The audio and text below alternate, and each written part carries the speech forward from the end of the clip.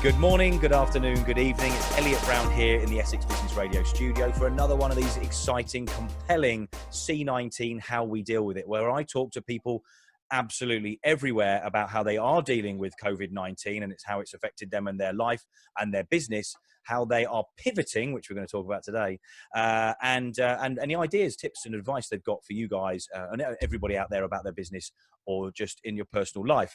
And today, joining me from near Bristol is Matt Stait. How you doing, Matt? I'm good. Thank you very much. Thank you for the invite. No, you're very welcome. Thank you very much for coming on. And we were having a little chinwag before we started recording. I think we sort of got to know each other a little bit. Tell me a little bit about your business, which I know has changed quite a lot. Martial arts and all sorts. So tell me a bit about what you do, Matt. Okay, a very brief overview. I do a number of different things. So, excuse me, I own and run a full-time martial arts gym, and so that's one of my go-tos. I've been doing that for a very long time. Martial arts is kind of the overarching theme throughout. On top of that, I write books. I write for a number of magazines. I do online courses. I also do coaching, public speaking, things like that as well. And one of the things that I'm doing right now, a lot of, is the platform TikTok. So I help businesses to grow on that. I've gained a substantial following myself and spent quite some time figuring out how all that works. So very cool. Basically a number of different things. Yeah. Where you wear a few hats. The TikTok thing, we're definitely going to be having a chat after the show because I'd like some tips on that, and maybe you can give us some tips, while we're having a chat on that. Oh, absolutely. So martial arts, your background, you've got martial arts in your background as well, which is why it's a big theme about what you do, right? Yeah. Without going into too much detail, essentially, I had a pretty difficult upbringing, a difficult childhood, and martial arts was my sort of way out of that. So my father committed suicide, and that became my surrogate family, my surrogate role models, my go-to people. Those are the people that showed me that you can do all sorts of things with a can-do attitude. They're the people that supported me, and I learned a lot of life lessons through martial arts, and I credit martial arts with just about everything good that's happened in my life, really. Oh, excellent. So you've got a gym. And you do martial arts there. I mean, obviously, they're shut. So, tell me how it's affected your business and what you're sort of concentrating on at the moment that you can, because obviously you've got a lot of different hats. What hats can you wear at the moment that are working, and you've had to switch a couple of hats off or take them off at the moment, right? Yeah, well, yeah. But the gym itself, obviously, yes, we've had to close. I actually shut before we were forced to because I just felt that was the right thing to do. Now, obviously, there's financial implications towards that, and the government is trying to implement things to try and help some people if they can. Some people are falling through that net, but that's probably another conversation. But essentially, the gym's had to close. But I do have online stuff that I've been doing for a number of years as well. So I've got online training stuff that people can access through that. I'm doing some things for my club members within that. So really what's come from that isn't so much the straightforward martial arts training, but what's come from that is the necessity for the martial arts community to come together as a whole, because there are so many people having to learn brand new skills. So again, what you've got is a generation of martial artists that have grown up with technology, so they can work Zoom, they can work Facebook Live, they can figure out how to sort out YouTube. But then there's a whole amount of people that firstly don't know how to do it, and secondly have had to learn really blooming quickly just to scrabble through to this, just to get to this point. So at the moment there's an awful lot of people reaching out for help and an awful lot of people offering help. So I'm spending a lot of time on the phone, not just to martial artists, by the way. I work with a number of different people, and it's just basically trying to figure out how they can structure what they do in a format that is going to actually get them through however long this process lasts. Right. So TikTok. Tell us about TikTok. I mean, this obviously a big rising thing recently, and this actually came up in a conversation on one of the podcasts, I think yesterday or maybe the day before. Mate, there's been a lot of people getting on TikTok that you wouldn't even dreamed 2 months ago would get on there. Age, I mean, not just age range, because age means nothing to me. I think, you just accept people for what they are, but it hasn't it? People have been, they're doing all sorts of mad things on there. So listen, obviously that platform is going to grow from this as well, I think, because of the amount of people that are now looking at it for something else to, pass the time or whatever. But what have you been doing with TikTok then? Tell us a little bit about that side of things. Okay, well, basically, I went on there as a joke, did some twerking. I was so good at it, it blew up, and I got hundreds of thousands of views. Only joking. So I'd like to see that. do you know what? A lot of people would, yes. Okay, truth be told, probably about 6 months ago now, I actually saw a clip with the wonderful Gary V, who was saying about TikTok and that it was going to be something, massive. And I had a little look at that. And then oddly enough, I was on a business podcast the next day with a very good friend of mine called Jamie Keeling. Right. And we started talking about it. And I said I was actually going to really have a look at this. And I was really going to go into what it was and what it sort of meant. And long story short, in that past couple of months, I now have a following that stands at around 170,000. Really? I'm growing at about 1,000 a day. My highest video view stands at 3.3 million over. I've got a couple in the million range, and my average views are between 1 million and 1.5 million a week. That is pretty impressive.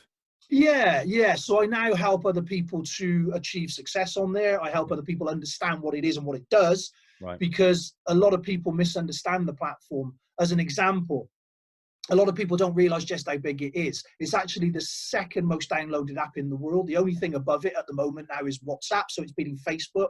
It's beating YouTube. When it comes to actual size, it's bigger than LinkedIn. It's bigger than Snapchat. It's bigger than Twitter. It's just behind Instagram at the moment. And it's growing at twice the way Instagram did. Wow. So for all those reasons, it's very impressive and worth getting on. But then when you add to that, the fact that in the last year, the in-app purchases rose by 276%. Right.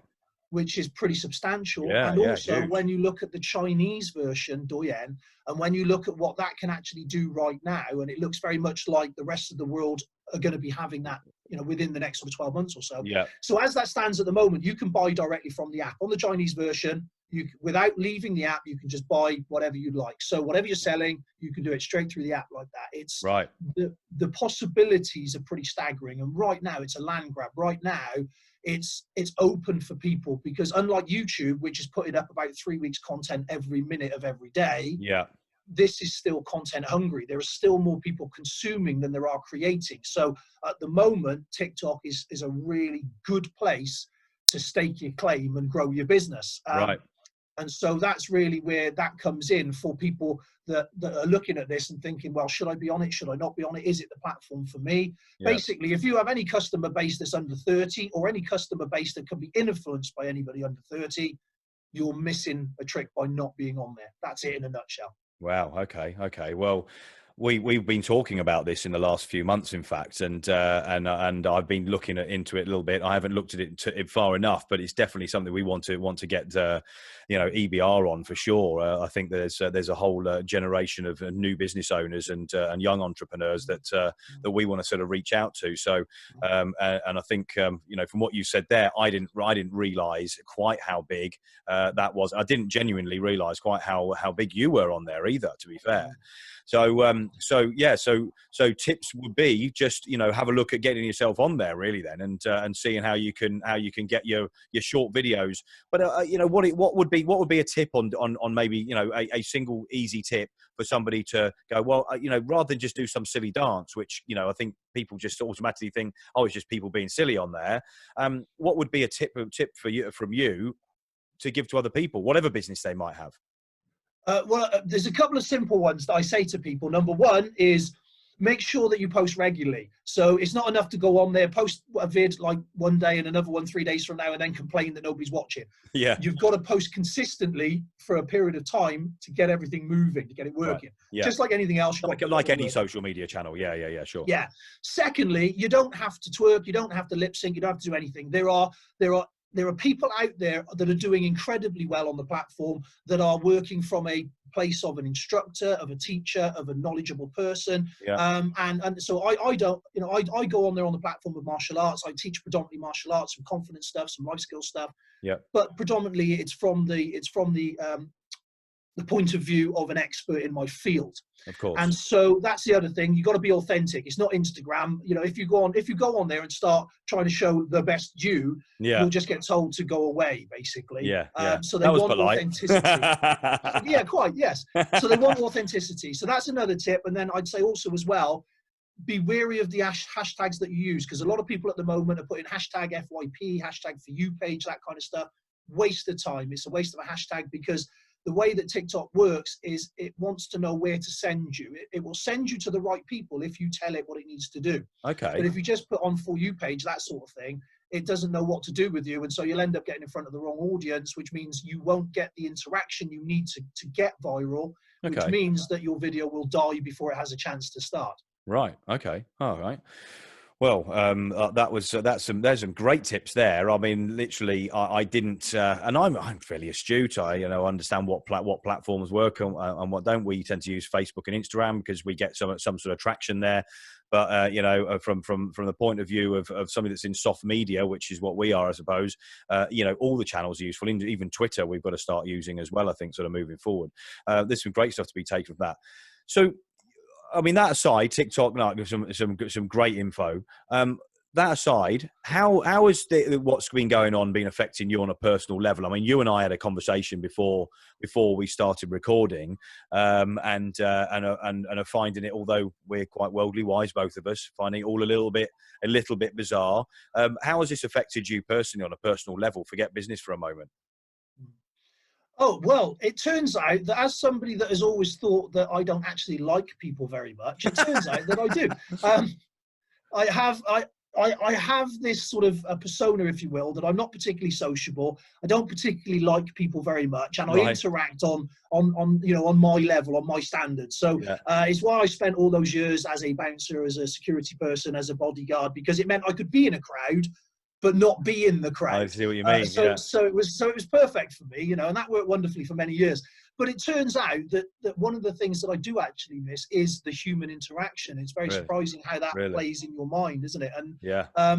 And so that's one of the first and foremost things. But then secondly, on top of that, I think the same as everyone else, I am really rethinking at a philosophical level, at a physical level, at whatever level you like. I am rethinking what I think is important in the world. I think we're all doing that right now. Yeah, definitely. I mean, listen, we spoke about our mums and stuff before we started recording, and not a strange thing like my mum said, and I know this is an effect that maybe other people are having as well. That she went out, she's locked down in Spain, and I've mentioned this a couple of times because I think it's important for people to understand. 77 years old, she's there, she's locked down, hasn't been out of the house for a month, and when she does, she came into contact with somebody in a shop. There was nobody else in the street, and she started shaking. And my mum's not like that at all. And we talked about this, and I think the fallout of stuff like this, and I don't want to get too negative because it's not about that. I think it's awareness more than anything. Is that there is going to be a lot of people suffering that we have no idea are suffering right now. And for you to sort of say, I know you come across as a very personable guy, I have to be honest with you, but I get what you're saying and the sort of the work that you've done in the past, and I can sort of see that.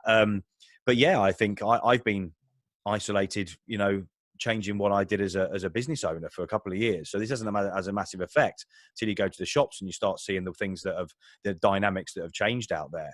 That's the thing that makes you sit up and think, as you said, start evaluating where you're going to go and what the world is going to do now. And I think that's where we are right now, is everybody is starting to consider that the new normal is this. You said it earlier on before we recorded, and I keep saying new world because I think we are in a new world right now.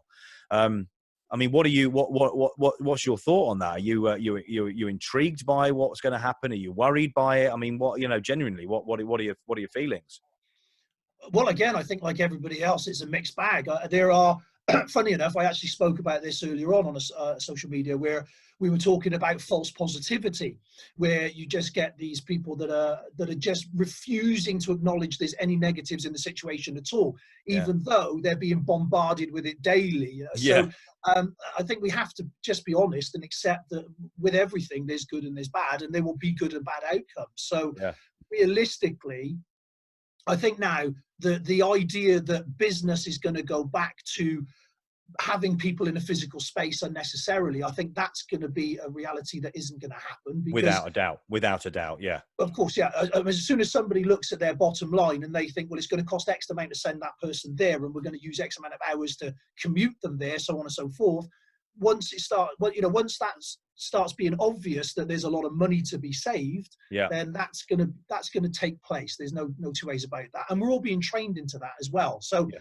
Again, for all the people like myself that are saying, well, actually, I do kind of miss people. Yeah, I don't miss having to get ready for work, commuting to a workplace. Yeah. I don't miss going through that rat run with everybody else. And so there's elements of that we're not going to want to take back on board if we can help it. Yeah. Absolutely. So for those reasons, I think this is going to become far more normal, and it's going to just be part of our future, whether we accept it or not. It just is, and it's going to be the way a lot more stuff is done.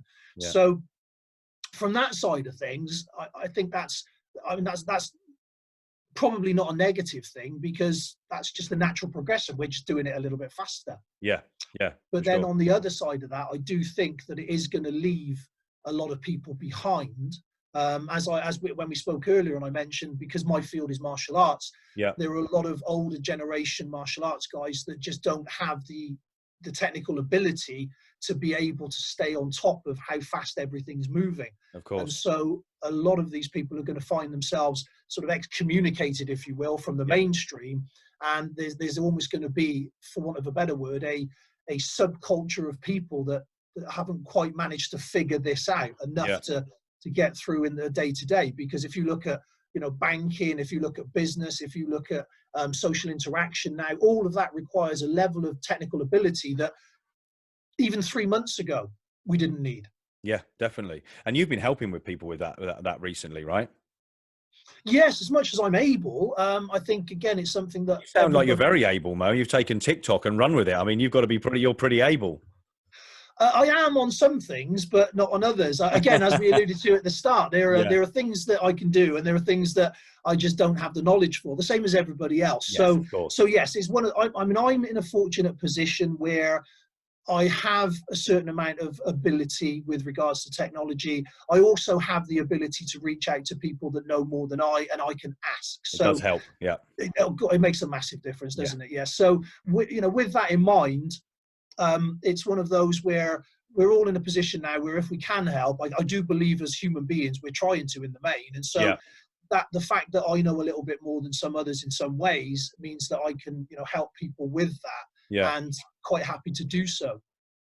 So you can impart that information because you know a little bit more than them, and you're getting it from other people, and that's definitely the way that the things are right now. If you can reach out to people, for sure, absolutely do that. I think that's a great message coming from that, for sure. And I think people are starting to reach out a little bit more, but there's always going to be people that don't have the confidence that you and I do, that can't reach out. But you've got to go past that. You've got to reach out to people, whoever they may be, friends, colleagues, past acquaintances, people that you see on social. If there's people giving up information, absolutely grab it right now, because there's a hell of a lot of information out there, and there's a lot of people willing to help, I think, for sure. Oh, absolutely. Yeah. Again, I think the truth is there are a lot of people that were reluctant to come down this road, and I totally get that. Yeah. But given the situation that we're in, that reluctance has been met with an absolute necessity. So I think that's really where we're at now, is that, if you didn't know before, you could kind of get away with it. Yeah. Where now you just there's no choice. You either have to figure this out or slowly suffocate, simple as. Yeah, definitely. Well, listen, I could talk to you for ages on this, to be honest. There's loads we haven't even covered, so maybe we'll do another one of these at some stage, because there's a couple of other things that I would love to cover with you. Where can people find you, Matt? Well, the usual sort of channels, obviously, sort of Facebook, LinkedIn, that sort of thing. So if you just stick Matt Stait into any of the above, you can sort of find me on those. I'm pretty sure there'll be some links on your notes as well. There will be links around what we're doing. Of course there will, yeah. So people can find me that way, and obviously the aforementioned TikTok. Yeah. So my my name, as I said, is Matt Stait, but I'm also known as Modern Samurai, not because I think that I'm this feudal warrior from Japan, because obviously clearly I'm not, but because that's the name of my gym and that's the name of martial arts stuff that I do. So that's my, if you like, my alter ego in that respect. Okay, great stuff. Well, as I said, there'll be links around this. Thanks very much for joining me today, Matt. I really appreciate you taking the time, and I look forward to getting to know you a bit better off air, and sort of seeing how we can help each other maybe moving forward, which we're definitely growing that network through doing these things. And I think if anybody else that wants to get on and doing things like this, I absolutely urge them to do it, because this is the way forward now, I think, for people to get themselves out there, particularly as we're closed behind, not locked doors specifically, but you know what I mean. So thanks very much, Matt. I really appreciate your time. Oh, it's been an absolute pleasure. Lovely talking to you. All right, great stuff. Well, listen, there will be links around this. So if you want to find out about Matt and his TikTok and how he can maybe help you guys, then it will be there. Some great tips in here, stuff that I didn't know, and hopefully you guys have learned as well. So if you want to know more about what we do, go to www.essexbusinessradio.com. You can find all the links to all of our social, and also download the free app where you can have all of the new and old podcasts. Thanks, Matt. We'll just catch up very soon. Thank you very much. So I'm going to sign off for now. So it's ciao for now, Brown Cow.